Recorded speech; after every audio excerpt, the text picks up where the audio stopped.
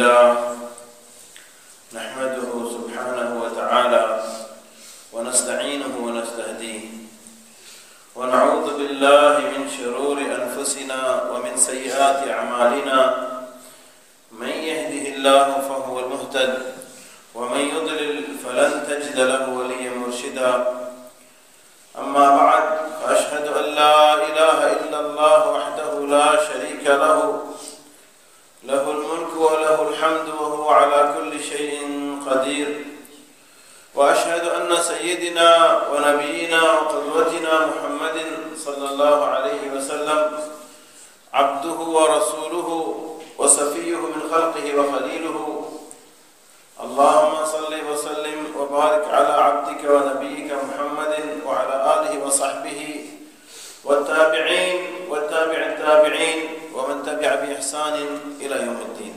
أما بعد إخواني أوصيكم ونفسي أولا بتقوى الله تعالى. قال الله عز وجل: يا أيها الذين آمنوا اتقوا الله حق تقاته يا أيها الذين آمنوا اتقوا الله حق تقاته ولا تموتن إلا وأنتم مسلمون. أما بعد فإن أصدق الكلام كتاب الله وخير الهدي هدي محمد صلى الله عليه وسلم وشر الأمور محدثاتها وكل محدثة بدعة وكل بدعة ضلالة وكل ضلالة في النار أعاذنا الله ومنكم منها. بے شک ہر طرح کی حمد و ثنا و تعریف و شکر اس ارحم الراحمین اس رب العالمین کے لیے ہے جو اپنی ذات میں، اپنی صفاتوں میں، اپنی توحید الوہیت و ربوبیت و اسماء و صفات میں اکیلا تنہا ہے، جس کا نہ کوئی شریک ہے، نہ اس کا کوئی ساجی ہے، نہ اس کا کوئی مشیر ہے، نہ اس کے کوئی ماں باپ ہے، نہ اس کی کوئی اولاد ہے، نہ وہ کسی سے پیدا ہوا ہے، نہ کوئی اس کی ذات سے پیدا ہوا ہے. سارے کائنات کو پیدا کرنے والا، سارے کائنات کا رب ہے، خالق ہے، مالک ہے، مدبر ہے.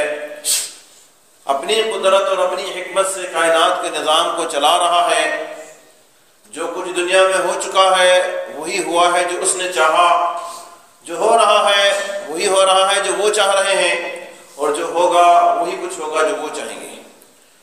جو اس نے چاہا وہی ہوگا، جو اس نے نہیں چاہا وہ کبھی نہیں ہوگا.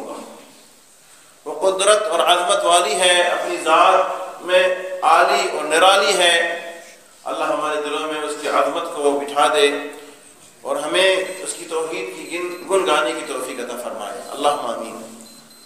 اور درود و سلام اس نبی کریم صلی اللہ علیہ وسلم پر جن کو اللہ نے سارے جہاں والوں کے لیے رحمت بنا کے بھیجا، جنہوں نے ہمیں اللہ کی تعریف سکھائی، اللہ کی توحید سکھائی اور سمجھایا اور بتایا کہ جو ایمان کی حالت میں توحید کو لے کر اللہ کے دربار میں آئے گا، اللہ رب العزت اسے اس کی گناہوں کی مغفرت فرما کے ہمیشہ کے لیے جنت میں داخل فرما دیں گے. اور جو گناہوں کو، شرک کو، برائیوں کو لے کے آئے گا وہ ضرور اور ضرور دنیا میں بھی تباہ برباد ہو جائے گا اور آخرت میں اس کا ٹھکانہ جہنم ہے. اللہ آپ صلی اللہ علیہ وسلم پر بے حد و بے شمار درود و سلام بھیجے اور ہمیں آپ صلی اللہ علیہ وسلم کی نقش قدم پر چلنے کی توفیق عطا فرمائے. اللہم آمین. میرے بھائیوں، آج کا موضوع خطبہ بہت ہی اہم ہے اور ہمیں اہم بات یاد دلاتی ہے، اور وہ موضوع ہے قد افلح المؤمنون. یہ قرآن پاک کی ایک آیت ہے اور بہت عظیم آیت ہے. اس میں بشارت بھی ہے، اس میں رحمت بھی ہے، اس میں علم بھی ہے. اللہ رب العزت فرماتے ہیں کہ قد افلح المؤمنون، تحقیق یقیناً مومن فلاح پا گئے. اللہ نے نہیں فرمایا کہ مومن آئندہ فلاح پائیں گے، اللہ نے فرمایا کہ مومن فلاح پا گئے. ایک گارنٹیڈ پکی بات ہے کہ کامیاب ہو گئے، نجات پا گئے، جنتی بن گئے. وہ فالح ہیں، وہ فلاح پانے والے ہیں جو مومن ہیں. یہ موضوع ہمیں ایمان کے بارے میں دعوت دیتی ہے اور ایمان کے بارے میں بتاتی ہے اگرچہ سورۃ المؤمنون کی اس آیات میں جو پہلی آیت ہے، اس آیات سے آگے 9 صفاتیں بتائی گئی ہیں 10 آیتوں میں، اور ان فلاح پانے کے ساتھ ان اعمال کو کرنے والوں کے لیے اللہ نے جنت نہیں جنت الفردوس کا وعدہ فرمایا کہ یہ لوگ وارث ہوں گے جنت الفردوس پہ۔ اللہ رب العزت نے ہمیں اس میں بتایا، لیکن حقیقت ہمیں یہ غور کرنا ہے کہ مومن کون ہے۔ مومن اللہ کے پاس بہت عظیم ہے۔ اللہ فرماتا ہے یرفع اللہ الذین آمنوا منکم، اے انسانوں، ہم نے ساری انسانیت میں ایمان والوں کو بلند اٹھایا ہے، ایک بلند جگہ دیا ہے، بلند مقام دی ہے، بہت معزز ہیں اللہ کے پاس، بہت مقرب ہیں اللہ کے پاس، بہت پسندیدہ ہیں اللہ کے پاس جو ایمان والے ہیں۔ مشرکین مکہ جو مکے میں رہتے تھے اور اللہ کے گھر کعبۃ الحرام جو سب سے عظیم گھر ہے، مسلمانوں کا مرکز ہے، وہاں کے خدام بنے ہوئے تھے۔ حجاج اور معتمر حجاج اور عمرہ کرنے والوں کی بڑی اکرام کرتے تھے۔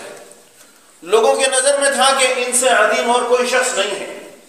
اللہ نے اتنا بڑا انہیں موقع چانس دیا کہ رب کائنات کے گھر کے ساتھ رہتے ہیں اور اللہ کے بندوں کی خدمت کرتے ہیں، یہ بہت عظیم ہے۔ واقعی کچھ مسلمانوں نے بھی سوچا کہ واقعی یہ بہت بڑا شرف ہے۔ اللہ نے قرآن پاک میں آیات نازل فرمائی، اجعلتم سقایۃ الحاج وعمارۃ المسجد الحرام کمن آمن باللہ والیوم الآخر وجاہد فی سبیل اللہ، کیا تم نے حاجیوں کو پانی پلانے والا اور اللہ کے گھر کی تعمیر کرنے والے کو اس درجہ اس مقام تک پہنچا دیا جس درجے میں اللہ پر اور قیامت کے دن پر ایمان لانے والے ہیں اور اللہ کی راہ میں جہاد کرنے والے ہیں؟ کبھی برابر نہیں ہو سکتے، کبھی برابر اللہ فرماتا نہیں ہو سکتے۔ اللہ تعالیٰ نے بہت ساری آیتوں میں ایمان کی عظمت اور ایمان کے درجہ اور مقام کو بتایا۔ ایک آیت میں اللہ رب العزت فرماتا ہے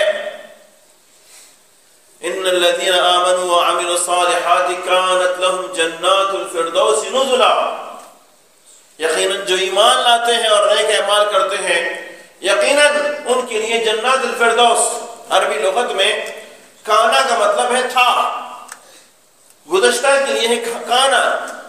بعض مفسرین اس کی تشریح میں لکھتے ہیں کہ کانا کا مطلب کیا ہے، کانت لہم جنات الفردوس نزلا، کہ تھے پہلے وہ جنت الفردوس کے وارث، کیا پہلے تھے ابھی نہیں ہے؟ اللہ نے مفسر کہتے ہیں کہ کانا سے مراد ہے کہ ایسے ایمان والے تو شروع سے ہی اللہ نے ان کی ایمان پر لکھ دیا تھا کہ جنت الفردوس کے وارث بنیں گے، نزلا اس کی مہمانی کھائیں گے، خالدین فیہا لا یبغون عنہا حولا، یہ ہمیشہ اس میں رہیں گے، کبھی اس سے جو ہے نکلیں گے نہیں۔ بہت ساری آیتوں میں اللہ رب العزت نے ایمان والوں اور نیک اعمال کرنے والوں کی بڑی ترغیب دی ہے۔ ایک آیت میں اللہ فرماتا ہے وَلَوْ أَنَّ أَهْلَ الْقُرَىٰ آمَنُوا وَاتَّقَوْا لَفَتَحْنَا عَلَيْهِمْ بَرَكَاتٍ مِّنَ السَّمَاءِ وَالْأَرْضِ، اگر یہ مکے والے، یہ اہل قرآ اگر ایمان لاتے اور نیک اعمال کرتے، ہم ان کے لیے صرف دنیا کے نہیں زمین اور آسمان کے برکتوں کو دروازوں کو کھول دیتے، زمین اور آسمان کے سارے رزق ان کے لیے مہیا کر دیا جاتا، برکتوں کے دروازے ان کے لیے کھول دیتے۔ ایک آیت میں اللہ نے ایمان کی اہمیت بتاتے ہوئے فرمایا کہ وَكَانَ حَقٌّ عَلَيْنَا نَصْرُ الْمُؤْمِنِينَ، مومن تو وہ ہے کہ ان کا حق اللہ کے اوپر بھی ہے۔ اللہ فرماتا ہے ان کا حق اللہ پر ہے، وَكَانَ حَقٌّ عَلَيْنَا، ان کا ایک حق اللہ پر فرماتا ہے کہ میرے اوپر ہے نصر المؤمنین، کہ میں مومنوں کی ہمیشہ مدد کرتے رہا ہوں۔ اللہ پر حق ہے کہ اللہ کی مدد کرتے رہیں۔ ایک آیت میں اللہ فرماتا ہے وَكَانَ حَقٌّ عَلَيْنَا نُنْجِي الْمُؤْمِنِينَ، اور ہمارا حق ہے کہ ہم ہر حال میں مومنوں کو نجات دیں، کامیابی کسی اور کو نہ ملے سوائے مومنوں کی۔ ایک آیت میں اللہ فرماتا ہے وَلَا تَهِنُوا وَلَا تَحْزَنُوا وَأَنْتُمُ الْأَعْلَوْنَ إِن كُنتُم مُؤْمِنِينَ، مومنوں غم نہ کرو، تمہیں غم کرنے کی کیا ضرورت ہے، تمہیں پریشان ہونے کی کیا ضرورت ہے؟ وَأَنْتُمُ الْأَعْلَوْنَ، تم اعلی رہو گے، بلند رہو گے، کوئی تمہارا برابری نہیں کرے گا، نہ دنیا میں نہ آخرت میں۔ تم اعلی رہو گے، دنیا میں مدد بھی تمہارے ساتھ رہے گی، ان کنتم مؤمنین، اگر تم واقعی ایمان والے ہو۔ اگر تم ایمان والے ہو، کوئی تم سے بلند نہیں ہو سکتا، تو کوئی تم پر غالب نہیں آ سکتا، کوئی تمہیں مغلوب نہیں کر سکتا، کوئی تمہیں ذلیل نہیں کر سکتا، کوئی تمہارے خلاف نہیں ہو سکتا۔ تمہارا حمایتی، تمہارا مددگار، تمہارا سہارا رب کائنات ہے۔ بلکہ ایمان ایسی چیز ہے، اللہ فرماتا ہے وَمَن يُؤْمِن بِاللَّهِ يَهْدِي قَلْبَهُ، جو ایمان لاتا ہے اللہ اس کے دل کو ہدایت دے دیتے ہیں، دل کو صحیح لگا لیتے ہیں، دل سنور جاتا ہے۔ میرے بھائی ایمان بہت بڑی نعمت ہے، ایمان بہت بڑی نعمت ہے۔ لیکن آج ہم جس بات پہ آج غور کریں گے، اللہ سے دعا ہے کہ اللہ کہنے والوں کو حق بات کہنے کی توفیق دے، ذہن کو کھول دے، علم اور بصیرت سے نوازے، اور ہم سب کہنے سننے والوں کو بھی اللہ توفیق دے، ان باتوں کو سمجھنے کو اللہ ہمارے دل میں اتار دے، اللہ ان باتوں کو ہمارے لیے نصیحت بنا دے، ہدایت بنا دے، اصلاح بنا دے، ان سے ہمیں اللہ اپنی جنتوں کے وراثت تک پہنچا دے اپنی رحمت سے، اللہم آمین۔ جو میں کہنا چاہتا ہوں وہ پہلی بات یہ ہے کہ بے شک مومنوں کے لیے بشارت ہے، اور جو میں نے 2-4 آیت پڑھے یہ نہیں، ہزاروں آیتیں اور حدیثوں میں نبی صلی اللہ علیہ وسلم نے ہمیں بشارت دی، بہت عظیم بشارت ہے، بہت عظیم بشارت ہے۔ ہم ان بشارتوں کو، مومنوں کو اللہ جو انعام دے گا انہیں کو ذکر کرنے کے لیے خطبہ کافی نہیں ہے، اللہ نے جن کا درجہ رکھا انہیں کو ذکر کرے تو کافی نہیں ہے۔ لیکن کون سے ایمان والے، کون سے ایمان والے؟ اللہ تعالیٰ فرماتا ہے کہ الذین آمنوا ولم یلبسوا ایمانهم بظلم اولئک لهم الامن وهم مہتدون، جنہوں نے ایمان لایا بشرطے کہ ان کی ایمان میں ظلم نہ ہو۔ ایمان تو ہے بشرطے لم يلبس ایمانهم بظلم، ان کے ایمان پر ظلم کا لباس نہ ہو، اولئک لهم الامن، یہی لوگ امن پائیں گے، دنیا میں بھی آخرت میں بھی۔ دنیا میں بھی دنیا کی مصیبتوں اور مشکلات سے امن میں رہیں گے، آخرت میں بھی اللہ کے عذاب اور پکڑ اور جہنم سے امن میں رہیں گے، وہم مہتدون، اور یہی ہدایت یافتہ ہے، اور یہی ہدایت یافتہ ہے۔ اور اللہ فرماتا ہے وَمَا يُؤْمِنُ أَكْثَرُهُمْ بِاللَّهِ إِلَّا وَهُمْ مُشْرِكُونَ، اکثر لوگ، یہ اللہ ہی کی کلام ہے، اللہ ہی فرما رہا، میں نہیں فرما رہا۔ اللہ فرماتا ہے وَمَا يُؤْمِنُ أَكْثَرُهُمْ بِاللَّهِ إِلَّا وَهُمْ مُشْرِكُونَ، اکثر لوگ جو اللہ پر ایمان لاتے ہیں، یعنی اللہ کی ایمان کے دعوے پر ہوتے ہیں، مگر وہ مشرک ہی ہوتے ہیں، مگر وہ مشرک کی جس کے بارے میں اللہ فرماتا ہے إِنَّهُ مَن يُشْرِكْ بِاللَّهِ فَقَدْ حَرَّمَ اللَّهُ عَلَيْهِ الْجَنَّةَ، یقیناً جس نے شرک کیا اللہ نے اس پر جنت کو تو حرام کر دیا، کبھی ہو نہیں سکتا ہے کہ جنت میں جائے۔ وَمَأْوَاهُ النَّارُ، اور اللہ نے پہلے اس کا فیصلہ کر دیا، اس کا ٹھکانہ مقرر کر دیا، اس کا ٹھکانہ جہنم ہے۔ وَمَا لِلظَّالِمِينَ مِنْ أَنصَارٍ، اللہ تو بڑے بڑے گناہگاروں کے لیے بھی اپنے بندوں کو اس سے سفارش کروائیں گے اور اللہ قبول فرمائیں گے، لیکن اس سے بڑا ظالم کوئی نہیں ہے، اس کا کوئی مدد کرنے والا بھی نہیں رہے گا، اس کا کوئی مدد کرنے والا بھی نہیں رہے گا۔ میرے بھائیوں، ایمان کیا ہے اور کیسے انسان مومن رہے، یہی اللہ کا حکم ہے کہ ہم ایمان میں رہیں اور ایمان کے ساتھ جئیں اور ایمان کے ساتھ مریں۔ اور حقیقتاً ایمان کو دوسرا نام توحید کہا گیا ہے، توحید میں آنا ہی ایمان ہے۔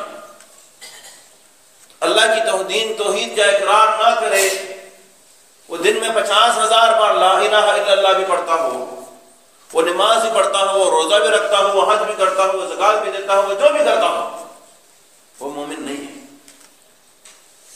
وہ مومن نہیں ہے۔ جو توحید کا اقرار نہیں کرتا، جو شرک پر جمع ہوا ہے، وہ مومن نہیں ہے، اس کا ایمان اللہ کے پاس مقبول نہیں ہے۔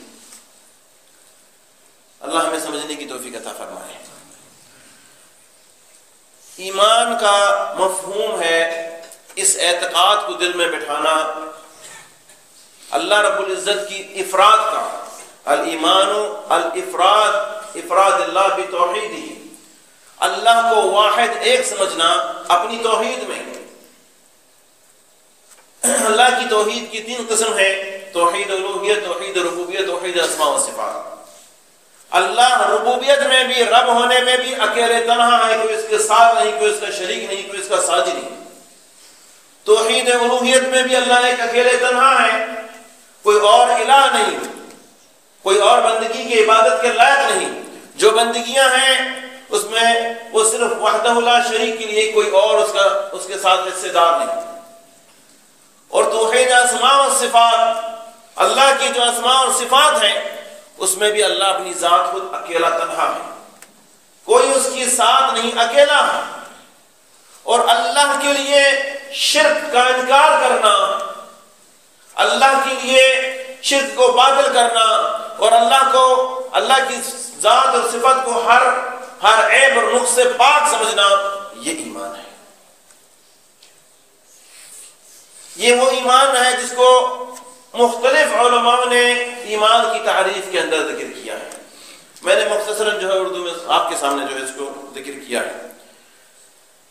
میرے بھائیوں، یہ بات یاد رکھیں، ہمارے نبی علیہ الصلوۃ والسلام نے 2 ٹوک میں، 2 الفاظوں میں ہمیں بتا دی۔ آپ فرماتے ہیں کہ من لقی اللہ لا یشرک بہ شیئا دخل الجنہ ومن لقی اللہ یشرک بہ شیئا دخل النار۔ 2 الفاظوں میں جواب دے دیے، جنتی کون، جہنمی کون۔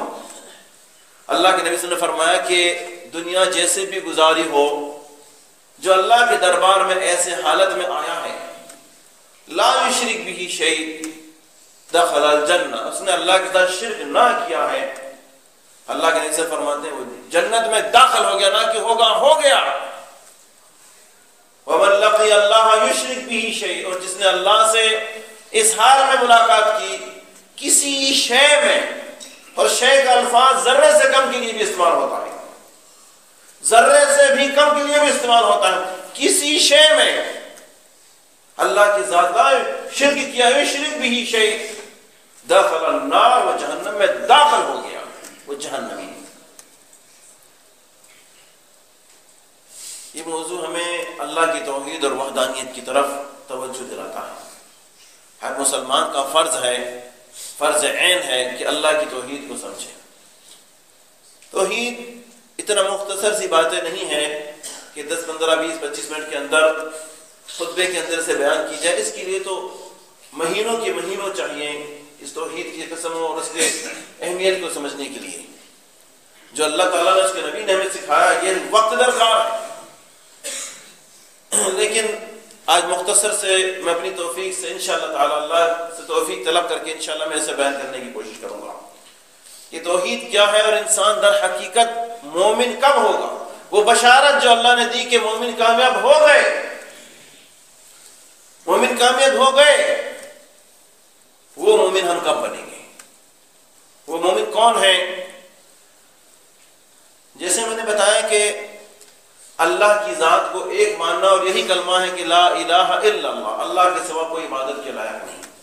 اس کلمہ کو ماننا، اللہ کی سوا کوئی عبادت کے لائق نہیں، اس کی ذات میں، اس کی صفات میں، اس کی الوہیت میں، اور اس کی اسماء و صفات میں، ساری چیزوں میں اللہ کے سوا کوئی عبادت کے لائق نہیں۔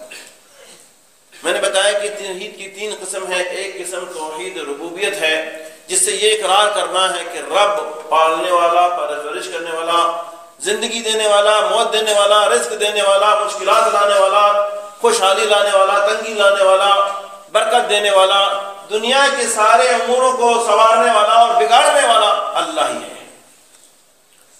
دنیا کے اندر کچھ بھی ہوتا ہے اللہ کے حکم سے ہوتا ہے، اللہ ہی جو چاہ رہا ہے وہی ہوتا ہے، یہی توحید ربوبیت ہے۔ اگر یہ اعتقاد کرنا کہ اللہ کے ساتھ فلانے نے ایسا کیا تو میں پیدا ہو گیا، فلانے نے کیا میری روزی لگ گئی، فلانے نے کیا تو میرا مشکل دور ہو گیا، فلانے نے کیا تو میری بیماری دور ہو گئی، یہ توحید ربوبیت میں شرک ہے۔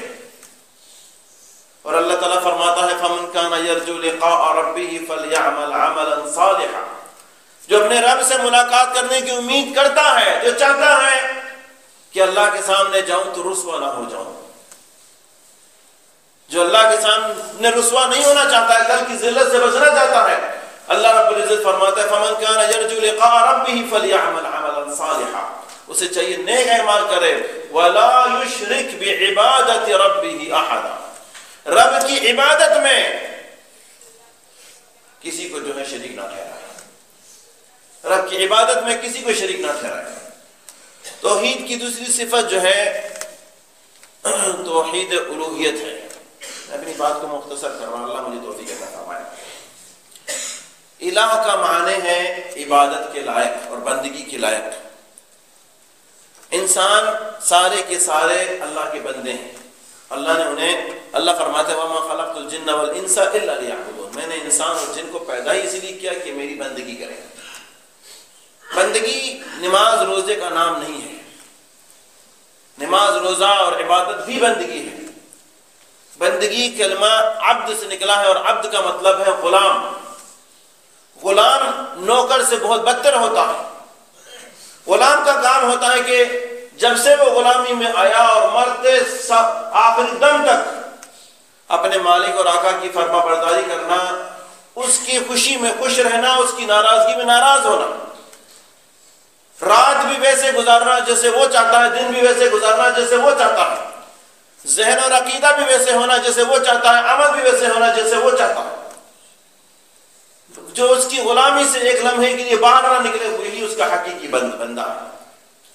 بندے میں ایسے ہیں جو بندگی پر نہیں اترتے، جو بندگی میں نہیں اترتے، اللہ نے ایسے بندوں کے لیے اپنا عذاب اور جہنم کو تیار کیا۔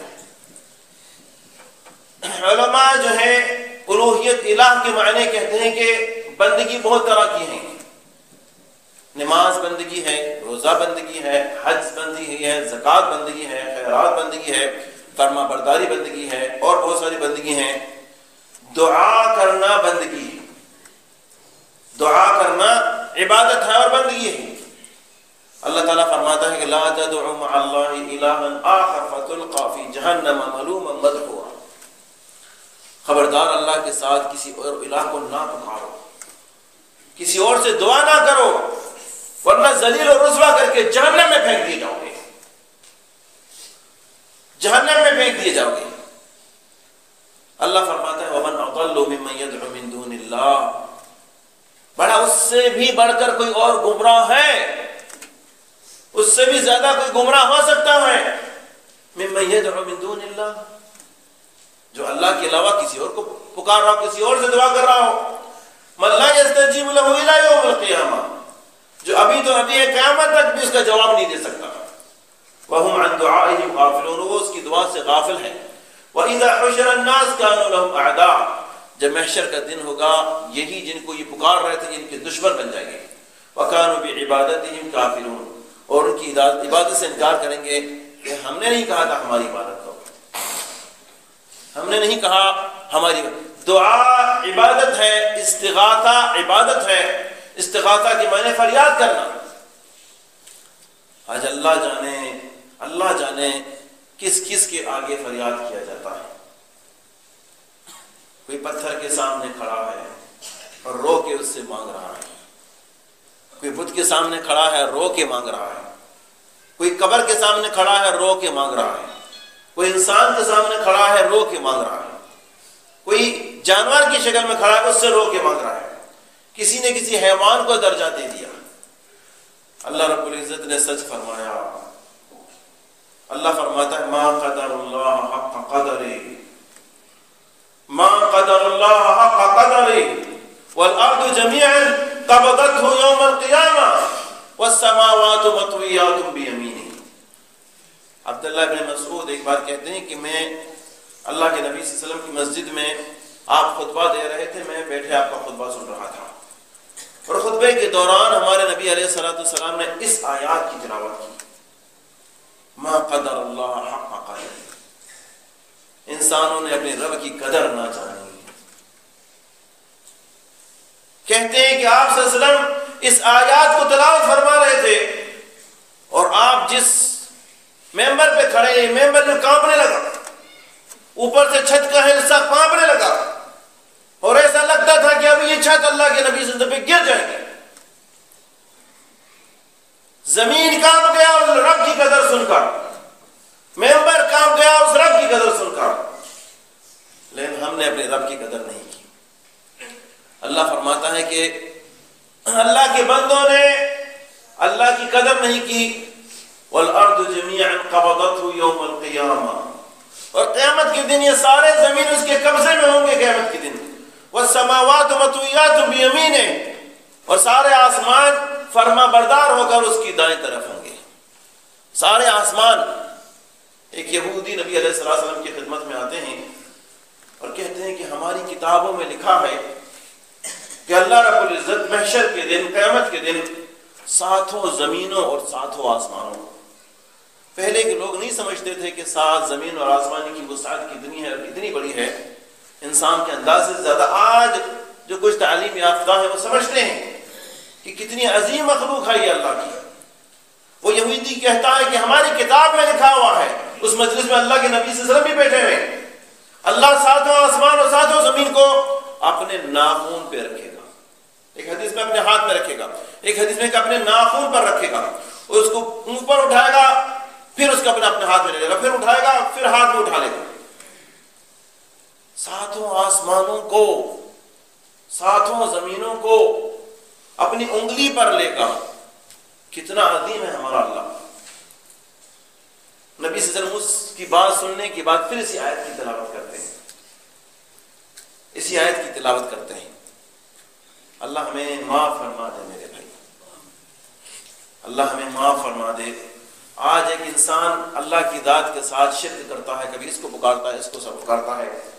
اللہ فرماتا ہے تکاد السماوات یتفطرن منہ وتنشق الارض وتخر الجبال هدا، قریب ہے یہ آسمان پھٹ جائے، زمین چیر جائے اور پہاڑ ریزہ ریزہ ہو جائے۔ ان دعوا للرحمن ولدا، یہ اس رحمان کے ساتھ شرک کرتے ہیں، کہتے ہیں کہ اس کا کوئی بیٹا ہے، اس کا کوئی شریک ہے۔ وما ينبغي للرحمن ان يتخذ ولدا، رحمان کو کیا ضرورت ہے کہ کسی حقیر چیز کو اپنا بیٹا بنا دے۔ ان كل من في السماوات والارض الا آتي الرحمن عبدا، جو آسمان و زمین میں سب اس رحمان کے بندے ہیں۔ لقد احصاهم وعدهم عدا، اچھی طرح جان لے انسان، لقد احصاهم وعدهم عدا، ہم نے سب کو جدا کر دیا اور سب کی ایک ایک کی نام لے کر گنتی کر کر کے ہم نے جمع کیا۔ وَكُلُّهُمْ آتِيهِ يَوْمَ الْقِيَامَةِ فَرْدًا، اور سب کال اکیلے تنہا تم میرے پاس آؤ گے۔ اللہ ہمیں اس دن سے بچا دے، اس دن کی شر اور مشکلوں سے بچا دے۔ میرے بھائیوں، یہ آیات ہمیں ترغیب دیتی ہیں کہ ہم اپنی توحید کو سنواریں۔ میں نے بتایا کہ دعا ایک عبادت ہے، استغاثہ ایک عبادت ہے، اسی طرح نظر اور نیاز ایک عبادت ہے۔ آج کبھی کوئی حضرت حسین کی نیازیں دیتا ہے، کبھی حضرت حسن کی نیازیں دیتا ہے، کبھی جو ہے اور اولیاء بنائے ہوئے ہیں لوگوں نے، اس کی نیازیں کرتا ہے، اس کی نیازیں کرتا ہے، کوئی چادر چڑھا رہا ہے، کوئی گائے لا رہا ہے، کوئی دمبا لا رہا ہے، کوئی اونٹ لا رہا ہے، کوئی مرغی لا رہا ہے، کوئی انڈا لا رہا ہے، کوئی کیا کیا لا رہا ہے۔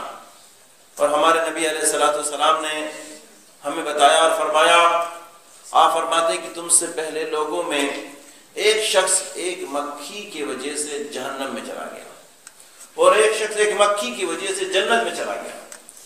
پھر آپ نے ایک واقعہ بتایا کہ دو شخص ایک بستی سے گزرے جہاں کسی غیر اللہ کی پوجا ہو رہی تھی، کسی غیر اللہ کے تعظیم ہو رہی تھی، کسی بزرگ کا جو ہے عرس کا دن تھا، میلے کا دن تھا، اجتماع کا دن تھا، لوگ آئے تھے اپنے بزرگ کے نام پہ کچھ نہ کچھ پیش کر رہے تھے۔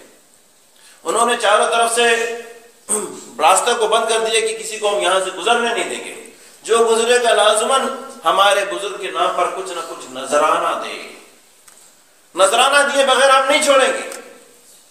ایک شخص گزرا، اسے کہا کہ آپ یہاں سے گزر رہے ہیں، ہمارے بابا جی کا میلہ ہے تو آپ کو کچھ نہ کچھ دینا پڑے گا۔ اس نے کہا میں غریب ہوں، میرے پاس تو کھانے کو نہیں ہے، میرے پاس تو کوئی پیسے نہیں، کچھ بھی نہیں، تم مجھ سے کیا مانگ رہے ہو؟ انہوں نے کہا نہیں، ہمارا فیصلہ ہو چکا ہے، ہم مار ڈالیں گے آپ کو اگر ہم ہمارے بابا کے نام پہ نہیں۔ بولے میرے پاس کچھ بھی نہیں ہے۔ کہا آپ ایک مکھی مار دیجیے اور مکھی دے دیجیے، خلاص ہم آپ کو چھوڑ دیں گے۔ لوگ زیادہ تھے، ویسے بھی کچرے گند زیادہ تھے، اس میں مکھیاں زیادہ ہوتی ہیں، اسے مکھی مار دی اور اس کے ہاتھ میں دے دی، یہ تمہارے بابا کی مکھی۔ اس نے مکھی لے لی، چلا گیا، اللہ نے ملک الموت کو بھیجا کہ جا اس کی روح کو قبض کر دے۔ ملک الموت آیا، اس کی روح کو قبض کر دیا، اللہ نے فرمایا اسے جہنم میں ڈال دے، اللہ نے فرمایا اسے جہنم میں ڈال دے، ایک مکھی کی وجہ سے۔ میرے بھائی اللہ کے لیے ہم اپنے گریبان میں جھانکیں۔ میرے بھائی موقع نہیں ہے کہ میں تفسیر بیان کروں، آج اللہ جانے کیا کیا ہم غیر اللہ کے نام پہ سوچیں، ہمارے رب کو کتنا غضب آتا ہوگا، کتنا ناراض ہوں گے وہ اللہ، میرا بندہ ہو کے، میرا غلام ہو کے آج غیروں کے در پہ چادریں چڑھا رہا ہے، آج غیروں سے فریاد کر رہا ہے، اس کی ضمیر مر گئی ہے، یہ اپنے خالق اور والد کو بھول گیا ہے، دینے والا میں ہوں، بگڑی میں بنا رہا ہوں، مشکل میں بنا رہا ہوں، اور یہ اللہ جانے کس کس سے مانگ رہا ہے، ایک پتھر سے، ایک مردے سے، اس سے مانگ رہا ہے۔ ہمارے نبی صلی اللہ علیہ وسلم فرماتے ہیں یہاں سے ایک دوسرا شخص گزرتا ہے، ایک موحد گزرتا، اللہ ہم سب کو موحد بنا دے، سچا مومن گزرتا ہے، اس کو وہ کہتا ہے کہ آپ جا نہیں سکتے یہاں سے جب تک کہ ہمارے بزرگ کے نام پہ کوئی نذرانہ دے دیں۔ وہ کہتا ہے کہ میں نے کبھی کسی بزرگ کے نام پہ نذرانہ نہیں دی، میں تو بزرگوں کے رب کے نام پہ دیتا ہوں، صرف جس کا رب ہے، جس نے اس اشیاء کو بنایا، میں اسی کے نام پہ دیتا ہوں، غیر اللہ کو میں نہیں دیتا۔ کہا اگر آپ کے پاس نہیں ہے تو آپ ایک مکھی مار دیجیے، مکھی ہی دے دیجیے۔ کہا مکھی بھی اسی کا بندہ ہے، میں غیر اللہ کے لیے اسے کیسے ذبح کروں، میں نہیں کر سکتا۔ کہا یہ معاملہ آسان نہیں ہے، آپ کو چھوڑیں گے نہیں، ہم آپ کو ذبح کر دیں گے۔ کہا مجھے ذبح کر دو، میں قربان ہو جاؤں اپنے رب کے نام پر، لیکن غیر اللہ کے لیے مکھی بھی نہیں دوں گا تمہیں۔ اسے ذبح کر دیتے ہیں۔ ہمارے نبی علیہ الصلوۃ والسلام فرماتے ہیں کہ اللہ تعالیٰ حکم دے اس کو لے کے جنت میں ڈال دیں۔ آج نظر حسین، نیاز حسین، ابھی کچھ ٹائم پہلے یہاں میں اپنے رشتہ دار کے گھر میں گیا تھا، اتفاقاً محرم کا مہینہ تھا، اللہ مجھے معاف کر دے، مجھے بھی نہیں معلوم، فوراً شربت لائے میرے لیے اور ایک دو چیز اور لے آئے، کہا پیو، مجھے علم نہیں، میں نے اٹھانے لگا، بہرحال میں جلدی میں نے نہیں اٹھائی، آرام آرام سے، کچھ ٹائم لگ گیا، مجھے کہا بیٹا پیو، کیوں نہیں پی رہے ہو، پیو، یہ نیاز حسین ہے۔ بالکل رک گیا میرا ہاتھ، یا اللہ، بولا پیو، اسے پیو کہ بڑا ثواب ہے۔ میں نے کہا آپ دھوکے پہ پڑ رہے ہیں، مجھے بھی دھوکا دے رہے ہیں، اس کے اندر تو زہر ڈالا ہوا ہے، آگ ہے، یہ آگ بھی نکلی، مجھے کہہ رہے ہیں آپ، بولا کیا بول رہے ہیں آپ؟ میں بولا آگ بھی ہوتا شاید میری جان بچ جاتی، یہ تو اس سے بھی خطرناک ہے۔ آج جو ہے اس کو ثواب اور نیکی سمجھ کے پیا جاتا ہے۔ ایک دن ایسے چلے کرتے ہیں یہاں سے، بھائی کچھ بھائیوں کو گرمی لگ رہی ہے، اے سی کی بٹن چلو کرتے ہیں، جزاک اللہ خیر۔ میرے بھائیوں، ایک مومن، نبی صلی اللہ علیہ وسلم نے فرمایا کہ لا تشرک باللہ، آپ نے مسلمان کو دعوت دی، ترغیب دی، لا تشرک باللہ لو قتلت او حرقت، اگر تجھے قتل کر دیا جائے تو مرنے کو تیار ہو جائے تو انشاءاللہ اللہ کے دربار میں شہید ہو جائے گا، اگر تجھے زندہ جلا دیا جائے تو جلنے کو تیار ہو جائے، اللہ کی راہ میں شہید ہو جائے گا، شرک نہیں کرنے پانا۔ اللہ ہم سب کو بچائے۔ اسی طرح عبادت کی قسموں میں ایک قسم ہے حلف لغیر اللہ، غیر اللہ یعنی اللہ کا قسم کھانا، اور نبی سے فرماتے ہیں من حلف لغیر اللہ فقد اشرک، جس نے اللہ کے علاوہ کسی کی قسم کھائی اس نے اللہ کی ذات کا شرک کیا۔ مسلمان آج افسوس ہے، مسلمان ہی ہیں جو نہیں سمجھ کے کبھی بولتے ہیں کہ یار مجھے اس مسجد کی قسم ہے، مجھے اپنے باپ کے سر کی قسم ہے، مجھے اپنے ماں کی دودھ کی قسم ہے، مجھے اس بچے کی قسم ہے، مجھے اس روزی کی قسم ہے، مجھے اس قرآن پاک کی قسم ہے، مجھے فلانی کی قسم ہے۔ یہ الفاظ مسلمان کے نہیں ہو سکتے۔ کیا وہ اللہ کو بھول گیا جس کی تعظیم کرنی تھی، جس کو گواہ بنانا تھا؟ جیسے فرماتے ہیں من کان حالفا فلیحلف باللہ، جب بندہ قسم کھائے تو صرف اللہ کی قسم کھائے، اللہ کے علاوہ کسی کی قسم کھائے تو اس نے اللہ کی ذات سے شرک کیا۔ شرک کی اور بھی، توحید کی اور بھی بہت ساری قسمیں ہیں عبادت میں، اللہ ہمیں سمجھنے اور توحید پر عمل کرنے والا بنائے۔ اسی طرح ایک توحید کی قسم جو ہے توحید اسماء و صفات ہے۔ اسماء کے مطلب نام ہے، صفات کے مطلب شناخت اور پہچان ہے، اعمال ہے۔ اللہ کے کچھ نام بھی ہیں، کچھ صفات بھی ہیں۔ ایک حدیث میں ترمذی کی صحیح بخاری کی حدیث میں فرماتے ہیں کہ اللہ کے 99 نام ہیں، وَلِلَّهِ 99 اسماء من احصاها دخل الجنہ۔ اللہ کے 99 نام ہیں، جس نے 99 نام کو یاد کیا، اسے پڑھا، اس سے اللہ کو پکارا، وہ جنت میں داخل ہو گیا۔ اتنے عظیم نام ہے کہ نام کا ذکر کرنے سے آدمی جنتی بن جاتا ہے، صرف نام کو یاد کرنے پڑھنے سے آدمی جنتی بن جاتا ہے۔ تو کتنے عظیم نام ہیں۔ برہان مفسرین کہتے ہیں کہ 99 ہی نام نہیں ہیں، 99 خاص نام ہیں۔ قرآن پاک کے اندر 100 نام ہیں اللہ رب العزت کے، جو علماء نے جمع کیا، 100 نام قرآن پاک کے اندر ہیں۔ اسی طرح ایک حدیث میں ہے کہ بعض ایسے نام ہیں جو اللہ کے علم غیب میں ہیں، بعض ایسے نام ہیں جو اللہ نے بعض انبیاء کو سکھائے ہیں، بعض ایسے نام ہیں جو اللہ کی اور خلقتوں نے سکھائے ہیں۔ اس کی نام کی تعداد کا علم صرف اللہ کو ہے، اور علماء کہتے ہیں کہ وہ بے شمار ہیں، یہ نہیں کہ وہ 100 اور 500 اور 1000 ہوں، بے شمار ہیں۔ اللہ فرماتا ہے وَلِلَّهِ الْأَسْمَاءُ الْحُسْنَى فَادْعُوهُ بِهَا۔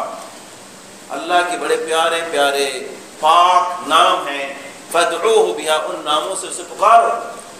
وَذَرُوا الَّذِينَ يُلْحِدُونَ فِي أَسْمَائِهِ سَيُجْزَوْنَ مَا كَانُوا يَعْمَلُونَ، اور چھوڑ دو انہیں جو اللہ کے نام میں الحاد کرتے ہیں، زیادتی کرتے ہیں، اللہ کے نام کی قدر نہیں کرتے، اللہ کے نام کی تعظیم نہیں کرتے، اللہ کی صفتوں کو نہیں سمجھتے، اللہ کے ناموں کو غیروں کو دے دیتے ہیں، غیروں کے حقیر نام کو اللہ پہ لگاتے ہیں، یہ الحاد کرنے والے ہیں۔ وَذَرُوا الَّذِينَ يُلْحِدُونَ فِي أَسْمَائِهِ، جو اس کی اسماء میں الحاد کرتے انہیں چھوڑ دو۔ سَيُجْزَوْنَ مَا كَانُوا يَعْمَلُونَ، یہ جو کر رہے ہیں ان کا بدلہ ان کے مل کے رہے گا۔ اللہ کے نبی علیہ السلام کی اسماء و صفات میں جو بھی نام ہے ان میں وہ اللہ اکیلا تنہا ہے، اور وہ صفت میں کامل ہے۔ بعض صفاتیں دنیا میں انسان کے پاس بھی ہیں۔ اللہ کی صفت ہے کہ اللہ سمیع ہے، ہر چیز کو سننے والا۔ انسان بھی سمیع ہے، انسان بھی سنتا ہے کچھ چیزیں، لیکن انسان کا سننا ایک محدود دائرے کے اندر ہے۔ میں باتیں کر رہا ہوں، آپ سن رہے ہیں، مسجد سے دور ہیں، شاید وہ نہیں سن رہے ہیں۔ مجلس میں کوئی باتیں کرے اسے میں نہیں سن پاؤں گا، ایک ساتھ میں 10 آدمی باتیں کرے نہیں سن پاتا۔ انسان کسی اور زبان میں باتیں کرے تو سنتے ہوئے بھی نہیں سمجھ پاتا۔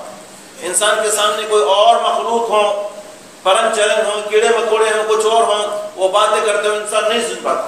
سننے کی ایک لمیٹڈ ہے جو انسان نے کے لیے مقرر ہے، اس سے بڑھ کر جو ہے انسان نہیں سنتا، اس سے کم بھی نہیں سنتا، ایک حد ہے۔ لیکن اللہ اپنی صفت میں کامل ہے۔ اللہ ایک ہی لمحے میں سارے انسان، سارے جن، سارے پرند، سارے چرن، سارے کیڑے، سارے مقبولات، سارے مکوڑے، زمین کے مخلوق، آسمان کے مخلوق، عرش کے مخلوق، ساری کائنات کے مخلوق جنہیں ہم جانتے ہیں نہیں جانتے، اپنی اپنی انداز سے باتیں کر رہے ہیں۔ کوئی تیزی سے کر رہا ہے، کوئی کم کر رہا ہے، کوئی اردو بول رہا ہے، کوئی بنگالی بول رہا ہے، کوئی عربی بول رہا ہے، کوئی اور زبان بول رہا ہے، ہر زبان میں بات کر رہے ہیں، سب کی اللہ تعالیٰ سنتا ہے۔ باوجود کہ کہنے والا صحیح نہیں بول پاتا، اللہ اس کو سنتا ہے اور اس کی دل کی بھیدوں کو بھی جانتا ہے۔ اللہ اپنی ساری صفات میں اکیلا تنہا ہے۔ اس بات کا ایمان رکھنا کہ یہ صفت، مکمل صفت صرف اور صرف اللہ کی ہے، باقی سارے ناقص ہیں۔ ان صفاتوں میں کسی صفت کو اگر انسان کو دے دیا جائے تو یہ شرک اعظم ہے۔ انشاءاللہ تعالیٰ میں دوسرے خطبے میں اپنی بات کو کچھ حد تک آگے لے جاؤں گا۔ اللہ ہمیں اپنی صفاتوں کو سمجھنے کی توفیق دے اور ایمان میں پکا بنا دے۔ اللہ ایمان پہ زندہ رکھے اور ایمان پہ خاتمہ نصیب فرمائے۔ اللہم آمین۔ اقول هذا القول واستغفر لي ولكم ولسائر المسلمين فاستغفروه انه هو الغفور الرحيم۔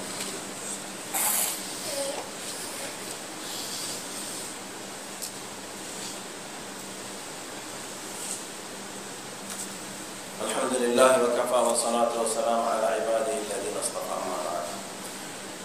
اللہ کی صفاتوں میں بہت ساری ایسی صفاتیں ہیں جو آج افسوس ہے کہ انسانوں نے انسان میں بانٹے ہیں۔ اللہ کی ذات و صفات میں بہت صفتوں کو انسان میں بانٹا گیا۔ اللہ کی صفت میں ایک صفت اللہ کا نام اللہ ہے، اور اللہ کا مطلب، یا بعض مفسرین الہ کا مطلب یہی بتاتے ہیں، اور بعض مفسرین صمد کے معنی بھی اس طرح بتاتے ہیں۔ بہت سارے ایسے صفات ہیں اللہ کے جن کی کئی مفہوم ہیں، وہ جامع کلمات میں ہیں۔ اس کے ایک مطلب یہ ہے کہ وہ ذات جو ہمیشہ سے ہے اور ہمیشہ رہے گا، جسے کوئی ابتدا نہیں اور کبھی انتہا نہیں۔ ایک مطلب ہے وہ ذات جو کسی کے پیدا ہونے سے نہیں ہوا ہے، خود ہی پیدا ہے۔ ایک مطلب ہے کہ وہ ذات جو کسی شے سے نہیں بنا ہے، وہ ہر شے سے اعلیٰ اور بالا تر ہے۔ ایک صفت ہے وہ ذات جس کی طرف مجبوری تکلیف کی طرف انسان مائل ہوتے ہیں۔ ایک صفت ہے وہ ذات جو سب کا حاجت روا مشکل کشا ہے اور سب اس کے در کے بھکاری ہیں۔ یہ صفت صرف میرے اللہ کی ہے، اور اللہ کے علاوہ کوئی اس صفت کا اہل نہیں ہو سکتا۔ لیکن آج انسانوں کو یہ صفات لوگ دیتے ہیں۔ انسانوں کے بارے میں، کچھ انبیاء کے بارے میں یہ اعتقاد رکھا ہے کہ وہ لوگوں کی بگڑیاں بنانے والے ہیں، تکلیف ہوتی تو ان کی طرف جاتے ہیں۔ اور کہنے والے ظالم نے یوں بھی کہا ہے کہ اللہ کی دامن میں وحدت کے سوا اور کیا ہے، جو مانگنا ہے ہم مانگ لیں گے محمد صلی اللہ علیہ وسلم سے۔ یعنی اللہ تو صرف اپنے صفت کا ہی اہل ہے، اور اللہ کے پاس تو کچھ ہے ہی نہیں دینے کو۔ جو ہمیں مانگنا ہے وہ اللہ کے نبی علیہ السلام سے مانگ لیں گے، نعوذ باللہ۔ حضرت محمد صلی اللہ علیہ وسلم بھی، اللہ کے رسول بھی، یہ بھی اللہ کے در کے بھکاریوں میں سے۔ اللہ کے نبی علیہ السلام بھی اللہ کے در کے بھکاریوں میں سے ہیں۔ وہ بھی اس کے دربار کے فقیر ہیں، وہ بھی اس کے محتاج ہیں، سارے محتاج ہیں۔ اللہ تعالیٰ فرماتا ہے اپنے کلام میں، قل انی لا املک لکم ضرا ولا رشدا۔ اے میرے نبی صلی اللہ علیہ وسلم، آپ کہہ دیجئے، انہیں سکھا دیجئے کہ میں آپ کے لیے نہ نقصان رکھتا ہوں نہ فائدہ۔